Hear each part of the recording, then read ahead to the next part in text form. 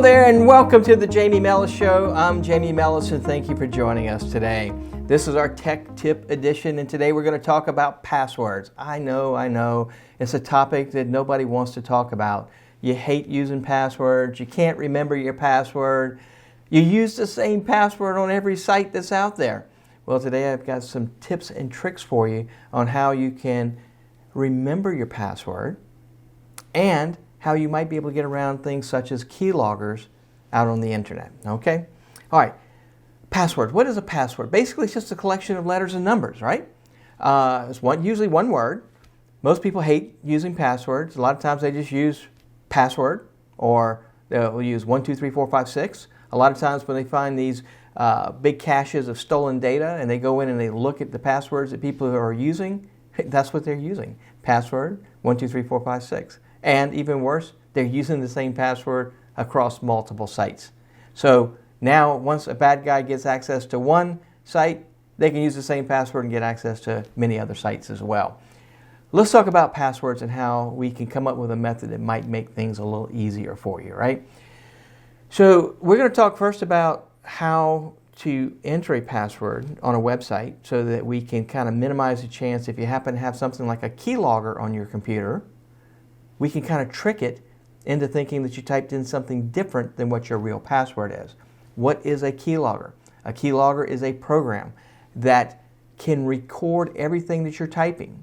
So no matter how secure the site is that you're going to, you type in your username and your password, it's still able to capture that. And then the bad guys will then send it off to themselves on the web, and then they can get access to your account. Keyloggers are super nasty. You don't want to get one of those on your computer. Another topic I want to talk about is using a passphrase. So what is a passphrase? So passphrases are generally a collection of words, right? So it's multiple words. My favorite color is green or something like that. And it's longer, right? So the longer the password, then the harder it is for the bad guys to crack that password.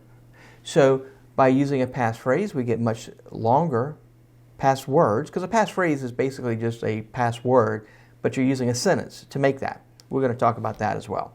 Let's talk about that, entering the password on websites in order to try to trick anything that's trying to record your password. Let's take a look. All right, so if I look at the screen real quick here, I'm going to use password $4 as your password, okay? So password $4.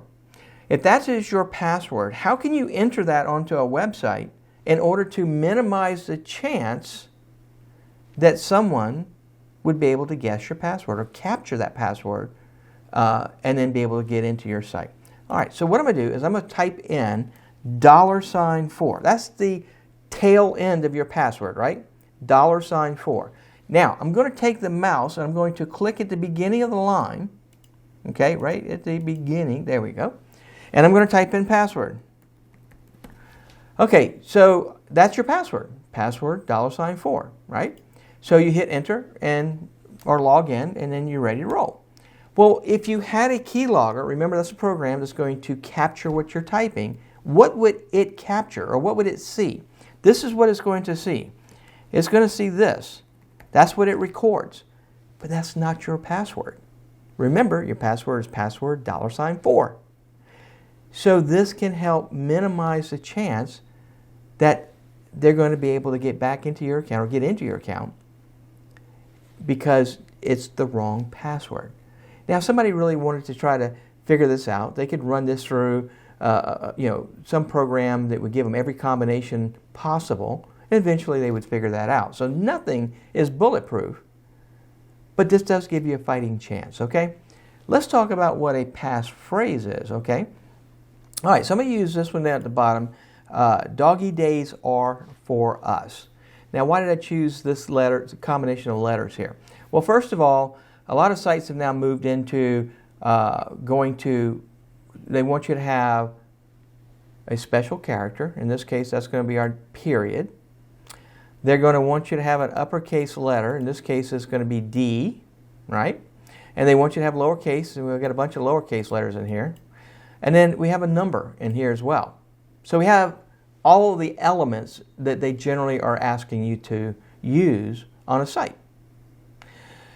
But this is a passphrase.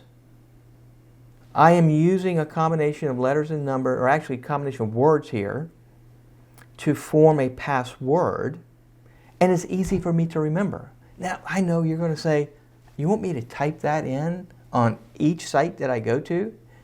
Listen, when you start getting that muscle memory down, it's very, very easy for you to do. I use passphrases a lot, and I just naturally know how to just put the password in now. You can change up periodically. You can come up with a different passphrase, change out the number. Instead of a period, put a exclamation point.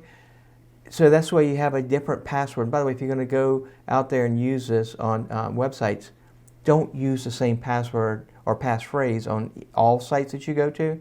Maybe on one you put a question mark, one you put a period, one you put an exclamation point. Whatever's easy for you to remember. If you want, at the end, you can put a capital FB, right? Like let's say I'm going to log into Facebook. I can put a space and put FB, all right? Maybe the next time I'm going to go to Google, Gmail, I might just put GM. I can still use the same passphrase, but put something different at the end so that it's different in case if something gets compromised out there, some site gets compromised, and they have access to your password, it won't be the same password that you're going to be using on all sites out there. Okay? All right, I hope this helps you understand how to enter a password to minimize the chance that you're going to get a keylogger is going to compromise you, and or if you want to use a passphrase instead of a password. Remember now, if I'm going to use that passphrase, I can still type in the last couple of characters at the beginning, type it in, move my mouse to the front of that, and type the rest of the sentence. Definitely a way to minimize the chance that you're going to get hit with something such as a keylogger. All right, hope these tips help you. We see you next time on the Jamey Mellis Show.